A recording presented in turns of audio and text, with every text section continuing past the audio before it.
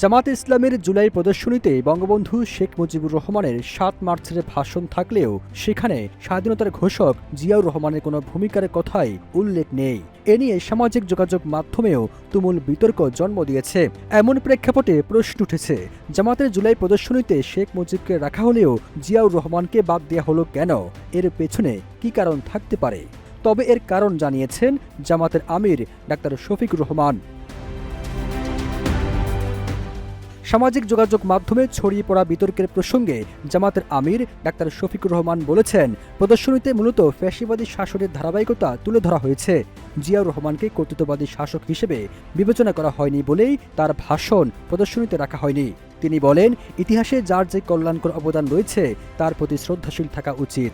জুলাই প্রদর্শনীতে ইতিহাসকে বাস্তবভাবে তুলে ধরার চেষ্টা করা হয়েছে। জিয়াউর রহমানের স্বাধীনতার ঘোষণা প্রদর্শনীতে না থাকার বিষয় জানতে চাইলে জামাত আমির বলেন, জিয়াউর রহমানকে আমরা স্বৈরাচারী বা কর্তৃত্ববাদী শাসক হিসেবে বিবেচনা করি না। জিয়াউর রহমান অটোক্রেট শাসক ছিলেন না জানিয়ে জামাত আমির বলেন, প্রদর্শনীতে যাদের কর্তৃত্ববাদী ও আগ্রাসী হিসেবে বিবেচনা করা হয়েছে মূলত তাদেরই তুলে ধরা হয়েছে।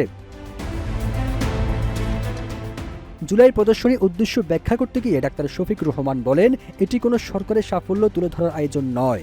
বিভিন্ন সময় ফ্যাসিবাদী ও কর্তৃত্ববাদী শাসনের বিরুদ্ধে জনগণের সংগ্রাম, নিপীড়নের ইতিহাস এবং শহীদ পরিবারের প্রত্যাশা মানুষের সামনে তুলে ধরাই এর মূল উদ্দেশ্য।